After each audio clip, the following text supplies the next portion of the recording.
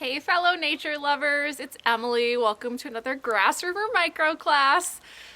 Today I want to talk to you guys about one of my favorite birds that is returning to our area right around this time or just in the past week or two. And when I say favorite bird, you might be thinking of a cute little songbird.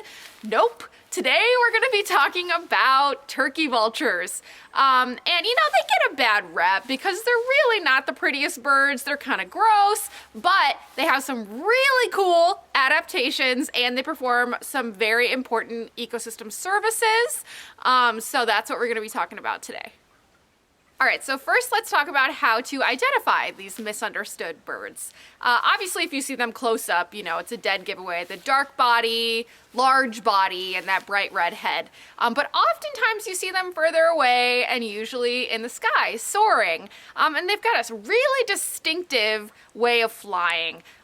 They fly with their wings in what's called a dihedral, so they're sort of in a V shape. And that means that they're always sort of tipping around on the wind. My husband always says that they look like they've had a couple too many glasses of wine, a little tipsy up there, but it's actually a very efficient form of flying that uses a very little energy. And they hardly ever flap their wings. So you often see them like that, either soaring low, looking for something to eat, or they can soar in thermals, sort of higher up in the sky. And if you get a good glimpse at them from below, you'll see that they aren't actually uniformly dark colored. The front part of the wings from below is quite dark, but then the trailing edge of the wings is actually sort of like a really beautiful dark silver color that looks much paler than the leading part of the wings. And also at the tips of the wings, they've got what looks sort of like fingers. Those are their primary feathers, their flight feathers. They spread out nicely. And obviously the thing everybody knows about turkey vultures is that they are scavengers. They are carrion feeders, they eat dead animals, right? And this is really where my love for turkey vultures comes into play because they have such an important role in the ecosystem. They are nature's recyclers. If we didn't have turkey vultures, we'd have so much more roadkill and dead animals out on the landscape, which are obviously perfect breeding grounds for disease. So they are really important to our ecosystems for that reason. And as you can imagine, having that very unique diet makes for turkey vultures having some pretty unique adaptations too. Starting with their bald head, right? Like the most defining feature of a turkey vulture.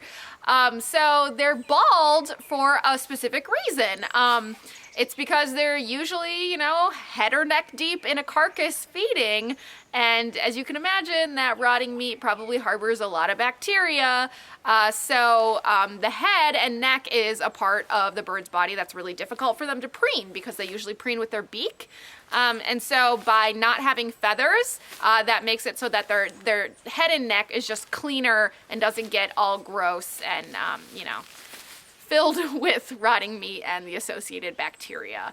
And then another feature on their head that you'll probably notice if you see a turkey vulture up close is they've got these huge nostrils.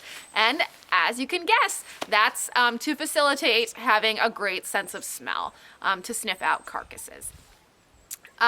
So they also, connected to that, have a huge olfactory lobe in their brain that makes it so not only are they, you know, capturing a lot of odor molecules with these nostrils, but then their brain is able to really specifically decode those smells very efficiently. Okay, so moving on down the turkey vulture's body to discuss some other adaptations leads us to the digestive system and how do they manage to eat what they eat and not get ill. And a lot of it has to do with the fact that their digestive system is crazily acidic. So like that amount of acid in our digestive systems would be like way too much for us to handle. But the turkey vulture is able to handle it, and that acid kills a lot of the harmful bacteria that the turkey vulture incidentally ingests. And also that really acidic digestive system helps them as whatever they ate leaves the turkey vulture's body.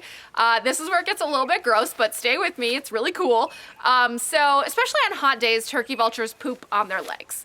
And that's an adaptation to help them cool down, because it sort of works in the same way as sweating works in humans. So having fluid on the surface of the body cools the body down through evaporative cooling. So their legs are bare, they're bare scales, no feathers there, and so it helps cool the body down. But also at the same time, because that matter is still so acidic, it actually kills any harmful bacteria that might be hanging out on the turkey vulture's legs or feet after they've been waiting around in a carcass.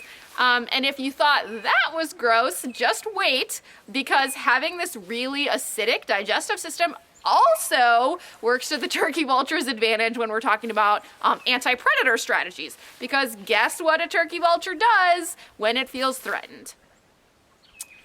It pukes on whatever was threatening it.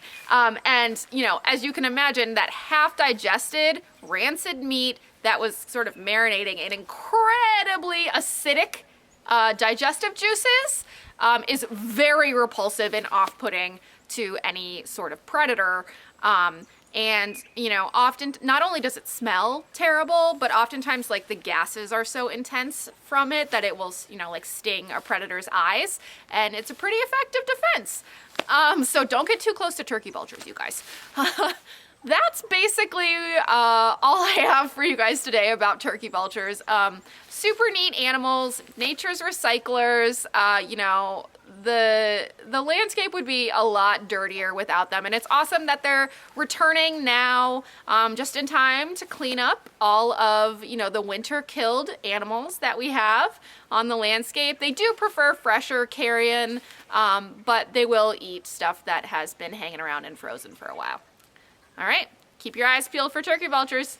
See you guys next week. Bye.